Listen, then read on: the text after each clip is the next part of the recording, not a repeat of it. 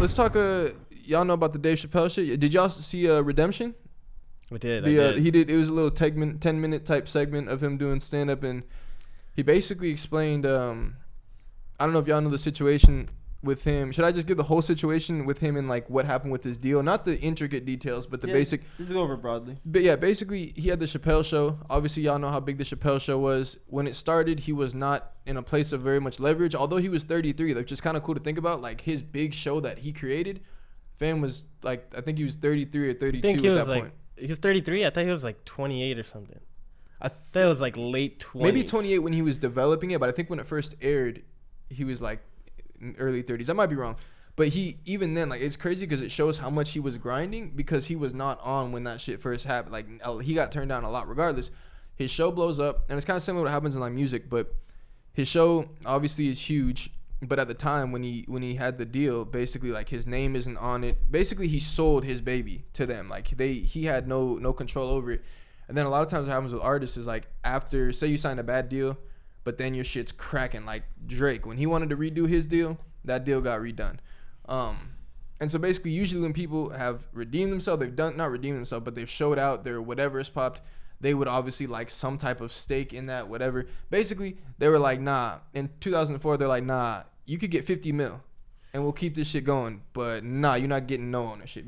And that was why he walked away from Hollywood. That's why everyone looked at him as so crazy. Because this nigga just turned back then. 50 mil is a lot more for a hugely successful show. And people weren't thinking the same as they are now in terms of like. That was that era. That was the type of era where people would have to side with the business aspect of it. Basically, the norm was getting fucked over by companies. It's still the norm now. It's just people are getting a little more like educated or appreciating the independence, and they're learning a little more about deals and shit like that. But basically, he turned down the money, stopped the entire show, which is like, bro, you would have gotten 50 mil and still had your show running. That show was huge. Walked away, went away from all the fame. Basically, this nigga was living on a ranch in Ohio, and then basically came back, did his big ass run on Netflix. Came back huge, made billions. Is it billions, right? Am I tripping? Millions? Millions for sure. Yeah. Okay, probably not, but we would have heard about it. But bro, I feel like he did make billions. Maybe now he's a billionaire. I don't know. Dave Chappelle is not a fucking billionaire. Are you seriously? Dave Chappelle is not a billionaire. I don't think he's a billionaire. Like, what are we talking about? Like, Kanye just became a billionaire, right? And I'm pretty sure he's more lucrative than Dave Chappelle. I feel dumb now. Might edit that out. But fact check real quick. Then let's say a millionaire. So he had his shit.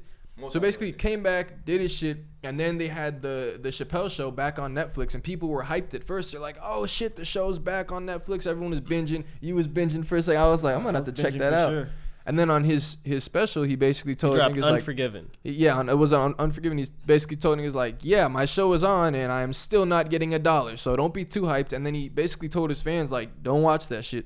So that shit ended up getting fucking taken down. It got devalued heavily. Yeah, so basically niggas weren't watching it, so it got taken down from Netflix. At first, people thought that he made a call to get it taken down from Netflix. That was the report, but apparently it was just the fact that people weren't watching it, so it didn't make sense to still have it up. So basically, recently he got his deal. He just announced on Redemption that he got his deal. He got his show back, got his name back. They basically Viacom contacted him. I think the guy's name was fucking something McCarthy. I want to say Chris McCarthy. I forgot, but he's the one that apparently has been making a lot of things right over there. So he basically talked him in, got some type of deal worked out. He got his name back on the show. He got his show back. So that's a huge win for him. Yeah. Super huge. And he basically did it in a way that everyone was saying you threw everything away. Like back in the day, people were saying he was on crack. They were saying he's crazy. They shit on him.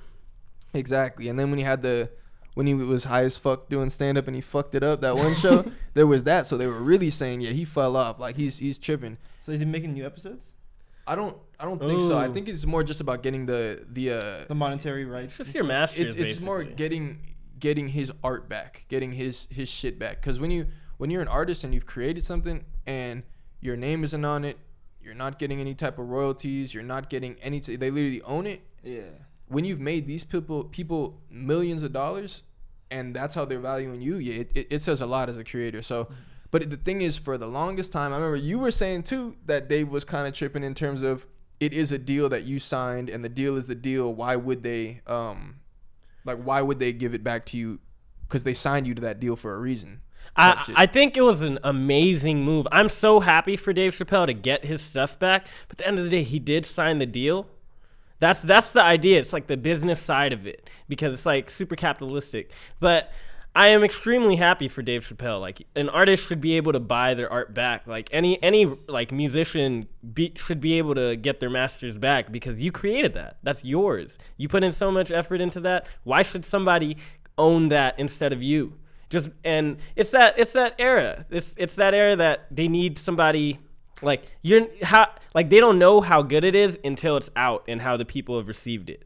So that's when you start realizing for your art. But I don't know. I still think that, he just, like, the way that he's phrasing it is, like, he's not taking any accountability for signing that deal. But he's just saying that, oh, they fucked me over in the deal. Yes, you did get fucked over in the deal, but that's how everybody was getting fucked over in deals. But there's the thing. So, first of all, it being everybody doesn't really matter when it's you that's getting fucked over in the deal. But let's say me. All right, let's say I sign a record deal, right? Let's say they give me a dope advance, but I don't own any of my masters or anything. Fine, I basically a fucked up deal. The type of deals they give where they wave money in your face, you fired up because it changes your like current life, but you have no idea that the label's like, no, we're gonna build this nigga up and make millions. So they're making dummy bread. So the CEO, everyone you talking to, they're getting paid off of you, right? They're all eating off of you, off of my shitty deal, right? So let's say I make 4 albums on the deal. I've made 4 fire albums. Like, I'm the man. I'm the Drake of the label when he'd only had 4 albums out. You're telling me if I then look to them and say, all right, so let's renegotiate this. No, let's say I put 3 albums out and it's a 5-album deal. And I'm like, all right, I just went platinum 3 times. I will not put out more music if like we cannot renegotiate, or can we renegotiate this deal to make it an even or split? Since y'all have seen everything I've done with my creations, y'all have seen all the people I've fed. That's the leverage. But I'm saying it's not so much that I'm saying I'm mad about my last deal. I'm saying now that I have this leverage because I have these pieces. Let's say, let's say it was a 4-album deal. I already did the 4 albums. And I'm saying, all right, so if we're going to stay on this label shit, we're going to stay rocking, I would like for this re-up, give me a fair deal based on the value that I've already provided y'all. If they're looking at me and they're like, fuck no, we're just keeping all your shit, you're not getting your masters, and we're going to keep eating off you, I feel like it makes a lot of sense. Like, I should be saying fuck them. Like, it makes sense on their end for fucking me over on the first deal.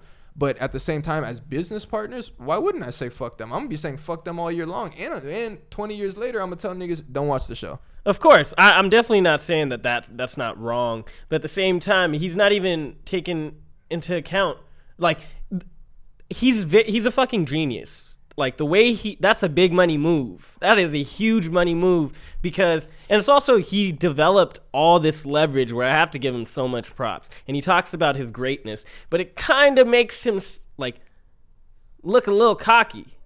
You know? He had a lot of moments that it was just like, me. And I get it. That he's changing the game for upcoming people. For sure. It's kind of like Russ. Not comparing them at all. But you know how people will call Russ arrogant? But I feel like, so they'll say, so he'll sit there and be like, I did this. I sold out this many tours.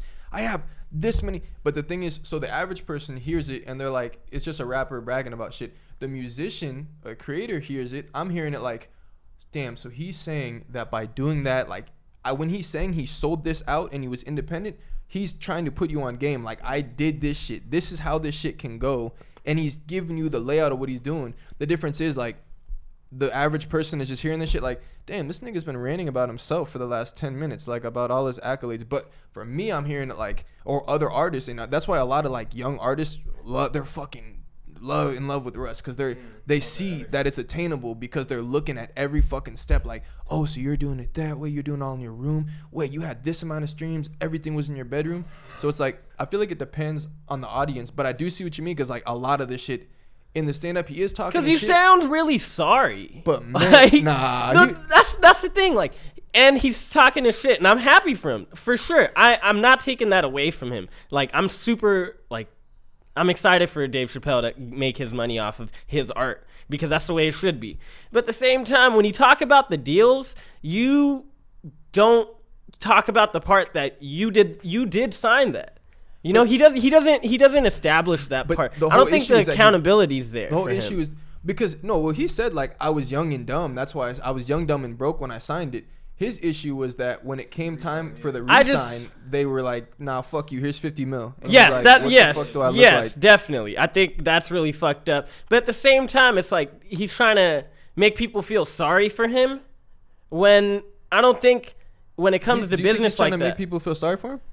Yeah, how else do you think he got people to stop watching the show? No, I think it wasn't about feeling sorry for him. It's about just so y'all know, y'all are my fans and y'all love me and y'all support me.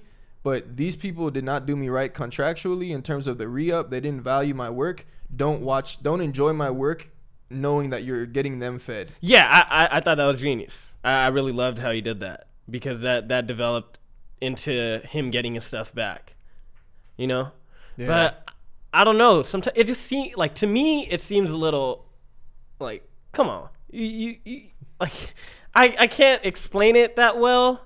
In the sense of like, I just want to see a little bit more accountability in that sense, you know? Yeah, I feel you. It's also him aside Because he's the GOAT. He's 100% the GOAT. And yeah, him aside, it's hard for like some people. It's so fucked. Like especially for like artists, how artists get fucked over in deals so easily because, like, obviously it's very dumb to sign certain deals, but some people it's just so hard to turn down. Like if you're a kid, like you 19. You're just fired up because you have a song blowing up. Say you didn't come from no type of money. It's like these fucking You're Scottie Pippen. These fucking white dudes in suits come down. They'll fly your ass out. You in a city you've never been before. Give they you got that you picked lifestyle. up at the airport. They're like, yeah, you'll be a star. Like, look, what if we told you we could give you 50,000 right now?